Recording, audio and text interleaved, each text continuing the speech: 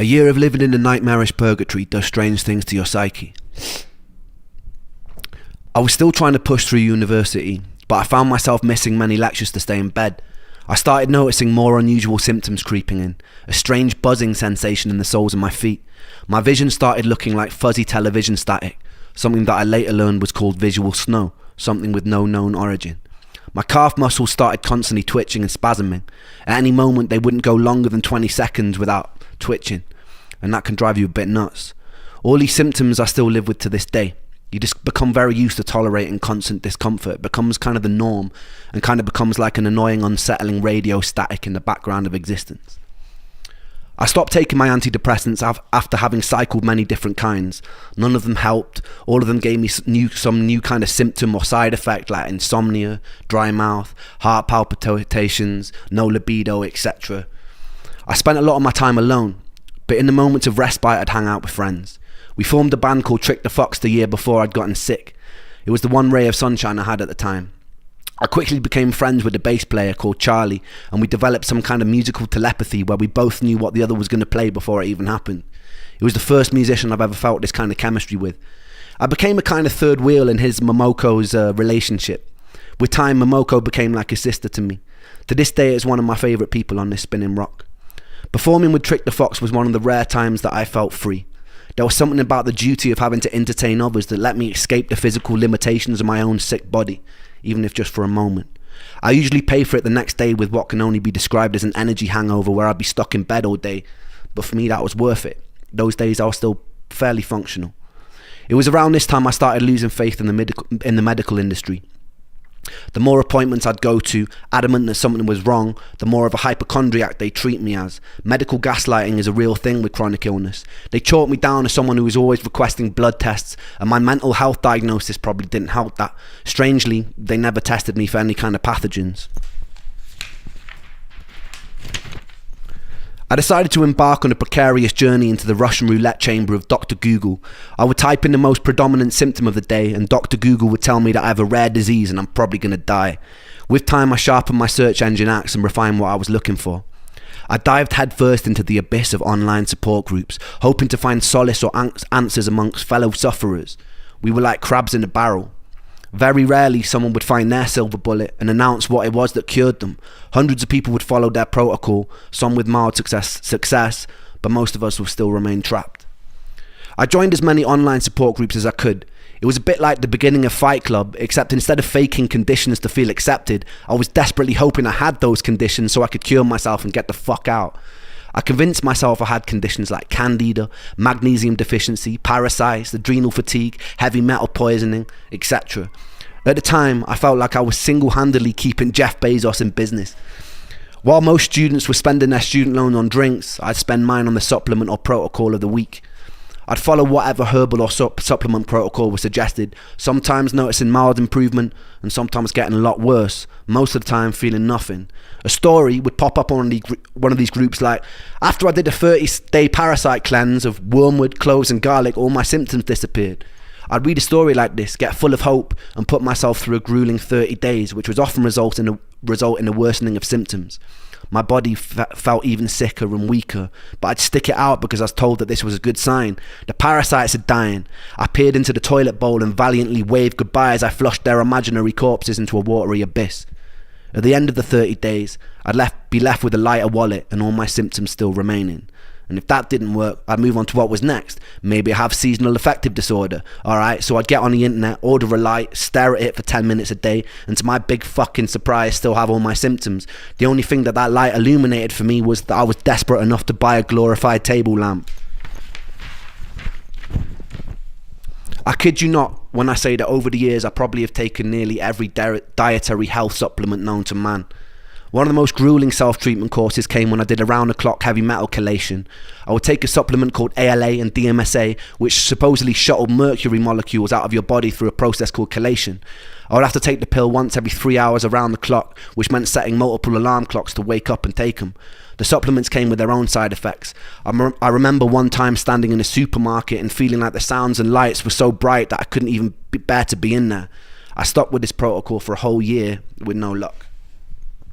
I was still coming to terms with the death of one of my best friends during this time too. I was too sick to hold down any kind of stable job, so I was mostly living off my student loan.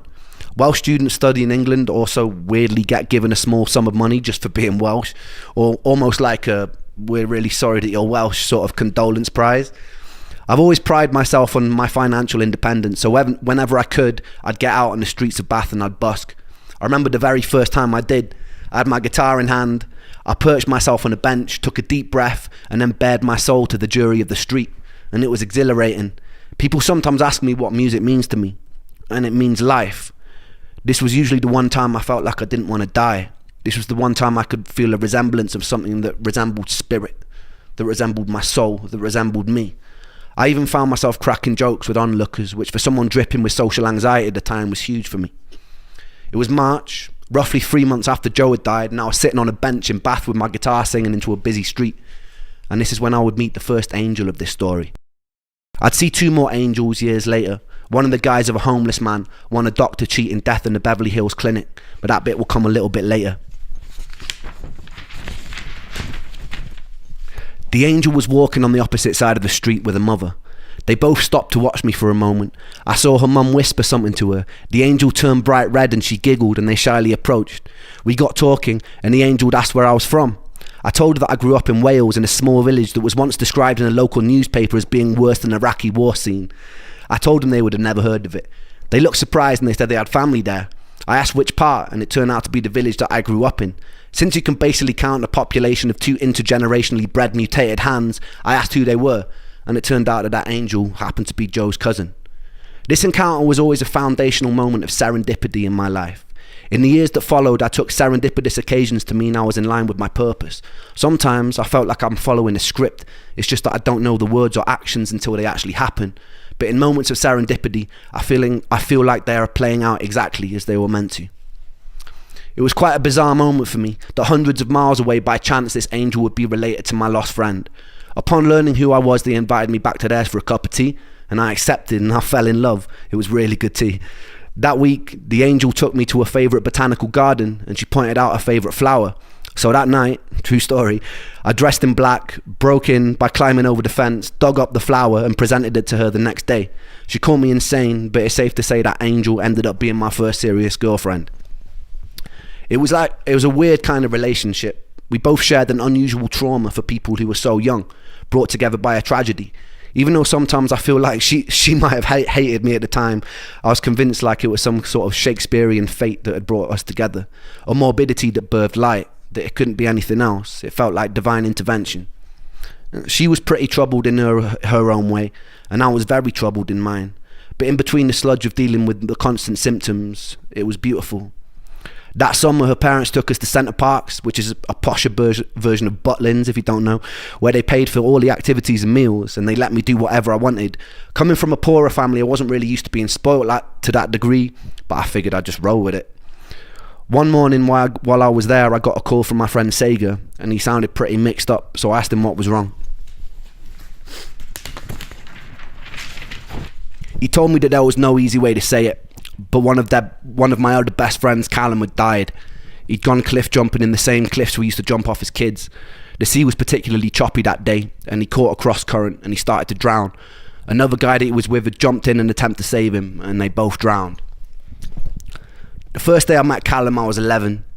He was in the year above me in high school and used to walk around with these massive baggy bright orange jeans. He hung around with all the goth kids and I thought they looked super cool. So the next day I painted my nails black and fashioned a necklace out of a severed extension cable from an old VCR machine. I infiltrated the group and I gained their trust. Not long after, me and Callum were friends, wandering around beautiful Welsh countryside looking for the most scenic places to smoke weed. We stayed friends throughout high school and I truly loved him.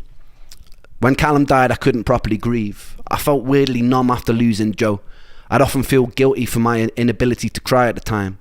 A couple of years later, I'd learned another friend of mine that I used to play function gigs with had thrown himself off a cliff face in Dover. And again, I felt numb. I couldn't tell if this new acceptance of the inevitability of death was a beautifully liberating thing, or if it was a sign that my humanity was slipping away. To this day, death has kind of remained a bit of a matter-of-fact part of my life.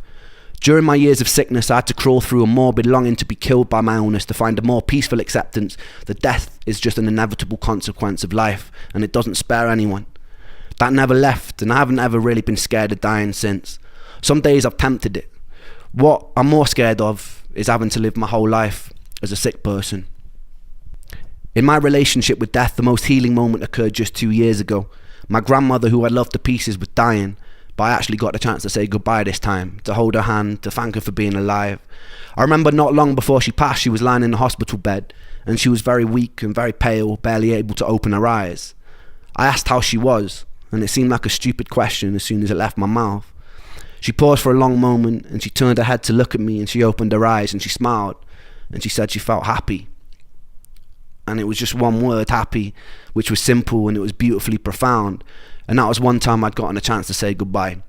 And it was the first time that I hoped that one day I would die happy. The following year, I would achieve something beyond my wildest dreams, and then I would lose it almost as soon as it came.